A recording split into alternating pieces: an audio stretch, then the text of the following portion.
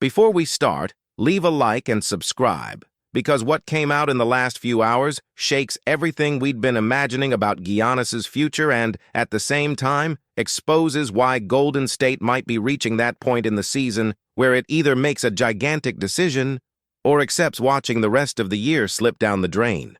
Let's go straight to what matters. A strong report surfaced, the kind that doesn't sound like random internet noise, but like a real conversation happening behind the scenes. The central information is simple and explosive. Giannis and his agent are sitting down with Milwaukee's leadership to discuss the path of the two-time MVP. This isn't a light, routine chat. It's a serious analysis about staying and continuing to try to build there, or considering a change of course. When this kind of meeting becomes news, the entire league gets the message. The door isn't fully open yet, but the key is already in the pocket, and that completely changes the mood. Because Giannis has always been the type of star who shows up with a message of commitment, of honoring the city, of responsibility to the project. So if there's now this formal conversation about his future, the feeling is that something deep in his competitive soul is burning more than before. It's not just losing games. It's losing games with the impression that the team's ceiling has dropped too low for what he believes he can still achieve. Then comes the second factor that makes everything even more tense: the calf injury. The news is that he should be out for weeks. And let's be clear, nobody needs to invent a crazy theory here. Injuries exist, they happen, and he's a player who gives his entire body. But it's impossible not to notice the strange timing for anyone who follows the market. When a star enters a period of uncertainty about his future, any long absence becomes fuel for speculation, because the NBA world works like this. The narrative runs faster than the medical tests. And if you combine that with what had already been talked about since the off-season, the story gains a very clear thread.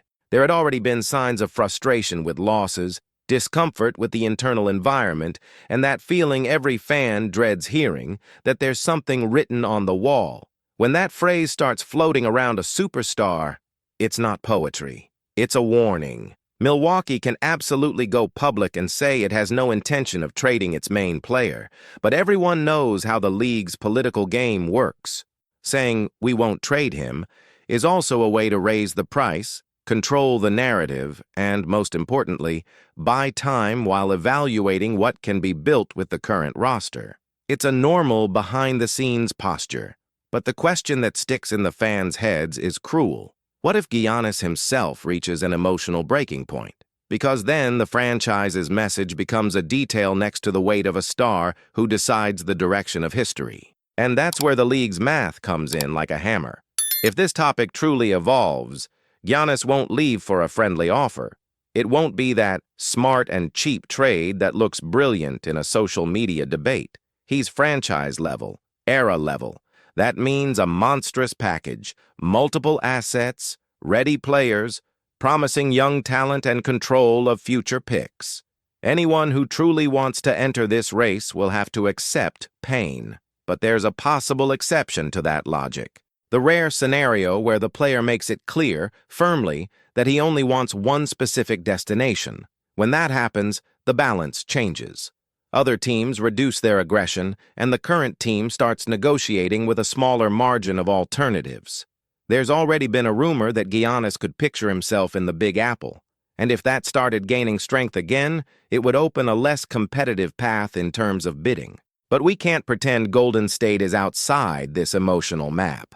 Giannis has already praised the idea of sharing the floor with Steph, and that matters because certain combinations aren't just tactical, they're symbolic. Steph represents a basketball of movement and offensive freedom that elevates any great finisher and any dominant physical force. The theoretical fit is beautiful. The big question is the real price to turn theory into a concrete possibility. The difficulty here is brutal, because a trade of this size usually requires the team to send out big salary and valuable assets. And in Golden State's case, the contractual structure pushes the conversation toward important names from the core. If you protect the two biggest offensive stars on the team, the next tier of salary and impact usually becomes an inevitable piece in a massive deal simulation. And the most coveted young player also enters the package almost by gravity. It's not malice, it's the league mechanism. That's why ideas of negotiating with a third team show up to tie salaries together, redirect players, and adjust the value of picks. And that opens an interesting window, not because it's simple, but because it's the kind of engineering the modern NBA uses to make the impossible viable. In that type of design, Milwaukee could walk away with control of several Golden State first-rounders spread across years, including future phases when the team may no longer have the same competitive security it has today. And that, for a team that might have to plan a rebuild or deep restructuring, is pure gold. So I'll ask the question the right way without romanticizing it. Would you accept giving up a pile of assets, an irrelevant part of the future, to try to fit Giannis next to Steph and instantly turn the team into a real contender? Because that's the dilemma. It's not just, do you want Giannis or not? It's how much of tomorrow are you willing to burn to save and elevate today? And then comes the other side of this script, which creates that feeling of unavoidable urgency, because Golden State just went through another night where the effort was high, but the result didn't arrive. And that's the kind of loss that hurts in a specific way, the one where you feel the game slipped away by details, by questionable refereeing decisions, by a ball that lands in the wrong spot, by a rebound that turns into a sentence. The tight score only describes the surface. What really hurts is the sequence of moments that left the team half a step from victory, but unable to close. A coverage here, an interpretation there, a wasted possession at the end, and suddenly, everything becomes accumulated frustration. When you lose by 1 point, every mistake becomes a loud ghost. And yes, there were important absences, and there was a physical issue that removed a key piece after halftime. But this is the part that's making the fan base more impatient. At some point in the season, the list of excuses becomes too short to hide the big truth. And the truth that scares most is simple. The team may be falling below the elite talent level the conference requires to win 4 heavy series when the matchups tighten. Still, in the middle of the chaos, a few things stood out in a positive way. There was a player who came in without the weight of status and played with real hunger. The energy of someone who feels every possession is a job interview. That kind of performance embarrasses those who should be delivering more impact minutes. And when a lesser-known name becomes a symbol of effort and courage, the crowd understands the message without needing a speech. The coach, naturally, has to adjust rotations and read the moments of the game. But the criticism born on nights like this follows a powerful emotional logic. If a specific group on the floor was the engine of the comeback, why not reward that with more space and more trust in the next games? Because, for the fan, meritocracy inside the game is sacred. And there's also the statistical component that makes the debate even more inflamed. When a team loses by 1 point and 2 relevant rotation players finish with very negative on-court impact numbers, the fan uses that as proof that certain bets of the current project aren't delivering what was promised. The numbers don't tell the whole story, but on a night of dramatic defeat, they become emotional ammunition. The domino effect of this is direct. The pressure on the front office increases. Because if the team is alternating moments of brilliance with drops that feel like a repeating pattern, the idea that a transformative piece is missing gets stronger. And when the name available on the horizon is Giannis Antetokounmpo, the fan's brain makes the automatic connection. But that connection doesn't come with cheap fantasy. It comes with real anxiety, because everyone understands that a negotiation of this size would require extreme sacrifices. And that's why the conversation is so hot right now. It's not just about hope. It's about a sense of urgency around a competitive window that won't stay open forever. On Milwaukee's side, the equation is painful too. Because if Giannis truly moves toward asking for a change, the franchise would have to choose between 2 strategies that hurt almost the same way: trying to convince him with immediate adjustments and another major roster move, or accepting that the cycle needs to be restarted with a historic trade, trying to turn the exit of a legend into a package that rewrites the team's future. And at that point, everything becomes a mental game. Every public phrase, every injury absence, Every win or loss by the team, everything starts being interpreted as a clue. The season stops being just basketball and becomes a market narrative. And when that happens with a star of this size, the entire league holds its breath. So the scenario that takes shape is this.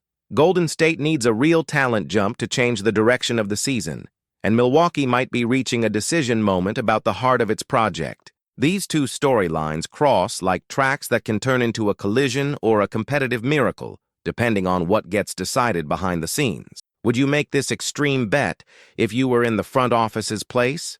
Would you accept a heavy package to try to form a duo capable of changing the league's hierarchy in the blink of an eye?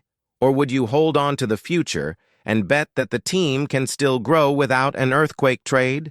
And what makes this discussion even more inevitable is that, when you strip away the smoke of emotion and put everything on the table, Golden State is living through one of those classic crossroads moments for a major franchise. It's not a total crisis, because there is organization, there is a winning culture, there is a collective brain used to big nights. But it's also not a comfortable team, because the foundation that used to sustain opponents' fear doesn't scare the same way every night anymore. And in the NBA, when automatic respect starts to wobble, you either adjust fast, or you become a prisoner of the memory of what you used to be. That's why the name Giannis carries so much weight in this conversation. He's not just a reinforcement, he's a switch. A player who changes the type of defense the opponent builds, changes the language of the locker room, and changes the way the fan base sees tomorrow. He turns a roster that seems to be spinning its wheels into something that looks like an immediate threat again. And when you have a star like Steph who can still dominate games, the natural impulse is to think, if there's a chance to put another Titan next to him, why not try now? But reality imposes an emotional price. A trade for Giannis wouldn't be just losing young guys. It would be ripping pieces out of the team's recent identity. It would be accepting that some development bets won't pay off within the current window. And that hurts especially because the franchise has spent years trying to reconcile two worlds, winning now and preparing the future. The problem is that the middle ground, when it doesn't become elite, becomes limbo. And limbo is the worst place for an organization that has already proved what the top feels like. And there's a psychological element that weighs more than any spreadsheet. The fan has already started to feel that certain games are repeating the same story with different names and details. Nights of extremely high effort, strange rotations, stretches where a hungrier group gives life to the team. And in the end, a collective skid that leaves that feeling of, it was supposed to be ours. That builds up. And when it builds up, the debate about trading half the world for a star stops sounding like an exaggeration and starts sounding like a necessity. The tight loss you just watched is practically a summary of that emotional state. The team had energy. It had minutes of aggressive defense. It had people diving for loose balls. It had an unlikely combination on the floor that, instead of sinking, revived the game. That's beautiful and at the same time concerning, because it shows that initiative, courage, and intensity are sometimes coming precisely from the guys who stepped in without the weight of expectations. And then, the inevitable conversation is born. If these guys are showing hunger, why are some pieces that should be more reliable swinging so much? Why do certain minutes feel disconnected from the real impact the game is demanding? The fan doesn't want a witch hunt, but wants coherence. And when coherence fails, criticism leaves polite mode and enters impatient mode. That impatience also feeds on interpretations of officiating, final possessions, and execution details. And yes, in games decided by 1 point, everyone will remember that feeling of injustice, of a foul that wasn't called, of a violation call that felt invented, of a transition play that could have changed everything. But the harsher truth is that elite teams need to be strong enough to survive even the chaos. At title level, you can't depend on a perfect environment. You have to impose your own version of reality. And that's when the debate goes back to the top of the pyramid. Because when Steph isn't available and another important name also isn't, the question stops being, why did we lose? And becomes, who can truly take over when the ceiling caves in? That kind of night reveals as much as a playoff series. It exposes competitive character, readiness, and maturity in decision-making. At the same time, you can't ignore that the season still has room to turn. The league is long, fits change, players grow, and a winning streak can completely shift the collective mood. But what makes the fan base uneasy is the risk of waiting too long for a transformation that might only come with a drastic roster change. On Milwaukee's side, the situation is equally complex. When you have a player the size of Giannis and the team hits turbulence, every conversation becomes too binary. Either he stays and the team has to prove it can surround him with pieces that can truly contend, or he leaves and the franchise has to build the best trade of its recent history, and there is no easy path there. If the decision is to fight to keep him, Milwaukee will need to present not just talk, but a competitive plan that makes sense on the floor. Because stars at this level have limited patience for projects that sound like empty promises. And Giannis, from what he has always shown, is the type who wants to see action, wants to see commitment, wants to see a sense of urgency equal to his. If the decision tilts toward an exit, the package would have to be so robust that it turns the pain of goodbye into concrete hope. Valuable first-round picks across multiple years, young players with high ceilings, and some immediate talent that prevents the team from crashing to the bottom the next day. And then comes the most delicate point. Golden State may have interesting future picks, but to convince Milwaukee, it wouldn't be enough to offer just quantity. It would have to be a combination that makes sense as a rebuilding project and also as a narrative of competitive dignity. Because that's what every team that trades a superstar tries to preserve, dignity. No one wants to be remembered as the franchise that gave away an icon for crumbs. The front office needs to come out of that negotiation with the feeling that it did the best possible with what reality allowed. And then you see how the two stories truly fit together. Golden State needs an elite shock to be feared again without debate. Milwaukee needs to decide whether it keeps insisting on a path of tries and patches or turns a Giannis exit into the biggest asset package in the league in recent years. When those needs meet, the impossible starts to feel a little less distant. But there's a huge detail that can't be ignored: the competition. Because if Giannis really becomes available, the line won't be short. Teams stacked with young talent and extra picks can build terrifying offers. Teams in the East that want to prevent a conference shift will come in aggressively. Teams in the West that see a chance to build a super duo will accept bleeding assets. And in that scenario, Golden State would need to decide quickly what the limit of pain is. And that limit of pain isn't just about names, it's about identity and time. Because Steph represents a clock that doesn't stop. Every season the team doesn't place itself at the top of the real fight is a season that doesn't come back. And that awareness is what makes fans accept ideas that, in other contexts, would seem too radical. That's why, when the fan base looks at a possible gigantic package and feels its stomach tighten, the mind immediately comforts itself with a simple phrase: title window. That expression justifies almost everything. And in franchises that have won recently, the demand for greatness returns faster than anywhere else. At the same time, there's an obvious risk. If you give up multiple first-rounders, important young players, and a big name, and still don't reach the top, the post-window period can be brutal. And that's where the decision becomes a management philosophy. Do you prefer to live with the risk of a massive all-in to try to win now, or do you prefer to protect the future and accept that the present might not reach the necessary level? And honestly, the mood of the fan base usually answers that with the heart before the reason. Because nights like the last tight loss make the fan feel that the team is asking for help in a low voice. It's not a total collapse, but it's that kind of alert that says, we're competing, but we still lack that ingredient that separates a dangerous team from a champion. That's why so many debates have started to get sharper around certain rotation names, not because the fan takes pleasure in attacking players, but because the expectation of anyone who wears this jersey is extremely high. When an athlete shows up as a promise of impact and, after a stretch of games, doesn't deliver consistency, the public turns frustration into harsh talk. And that harshness grows in direct proportion to the size of the franchise's ambition. That's one of the reasons why new energy on the floor starts to be celebrated so loudly. When someone steps in without the weight of previous narratives and simply plays with desire, with courage, with simplicity, it becomes a symbol of a possible path. The fan loves this type of story because it brings back the feeling of competitive honesty. As if it were saying, we don't care about the resume, we care about who is ready to fight right now. And it's exactly that feeling that connects to the name Giannis, because he is the definition of competitive intensity. He isn't just talent, he is an engine. He is a player who pulls the culture into a more aggressive version of itself. And sometimes what a team needs isn't only shots and statistics.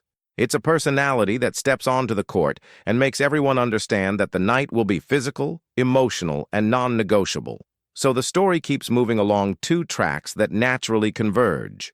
One track is the internal drama of Golden State trying to stay relevant at the highest level, even with swings, absences, and difficult decisions about rotation and development. The other track is Milwaukee's existential doubt, looking into its own mirror and asking whether it can still build a reliable title route around its greatest icon. If these conversations intensify, you'll see increasingly detailed rumors, leaked proposals, theories involving third teams, and debates about who would have to go for the math to work. And the Golden State fan base will split in a very predictable way. One part will say it's madness to give up that much future. Another part will respond that a future without a real title chance now is just a comfortable word to justify inertia. And the most interesting thing is that both sides have some reason, because this is one of the few NBA questions where there is no perfect answer. There is a choice of path, and every choice of path has a cost. What you can say with confidence is that the climate has changed. When a rumor becomes serious backroom talk, and when a franchise with title ambition starts to show signs that it needs something beyond what it has today, the entire market goes into alert mode, and from there, every game, every public statement, and every rotation move starts to be analyzed as a piece of a bigger puzzle. And if you're a Golden State fan, the feeling now is that you're watching the beginning of a real soap opera, not an internet fanfic. Because when the name Giannis truly enters the deck, it's not just about a player. It's about deciding which version of Golden State will exist from here on out, the version that tries to stretch the window with a historic strike, or the version that holds assets and bets that the internal path can still surprise. Sotto has been drawing attention for his talent and the potential to become a dominant center in the league. Standing at 7'3", he's not only a rim protector but also a player who has greatly improved offensively. The question is, would he fit into the Warriors system? We know that adapting to the NBA is not easy, especially for a player coming from an international background, but Kai has already shown that he faces challenges head-on. Since beginning his professional basketball career, he has displayed an impressive learning curve and a growth mindset that could make all the difference. The Warriors always prioritize versatile players who know how to move well without the ball and contribute on both ends of the court. And that's where Sotto could shine. He's not just a traditional center who protects the paint, but also a mobile and intelligent player capable of helping with offensive plays. The big question now is, who will give Sotto this chance? The Warriors could benefit from a young and promising center, but other teams may also be eyeing him. What's certain is that he has all the potential to grow in the NBA, as long as he gets the right opportunity. Sotto's future is promising, but he still needs to find the team and system that best suit his style. If the Warriors decide to give him a chance, it could not only strengthen the roster, but also bring a new dynamic to Golden State's front court. After all, with the Warriors' winning mentality, the sky is the limit for any young talent. So, did you like the video? Don't waste any time and hit the like button because it helps a lot with spreading the word. If you have anything to add or want to share your opinion, leave a comment. We love hearing what you think. And of course, subscribe to the channel and turn on notifications so you don't miss any updates about our team. See you next time, everyone. Let's go together towards another great season.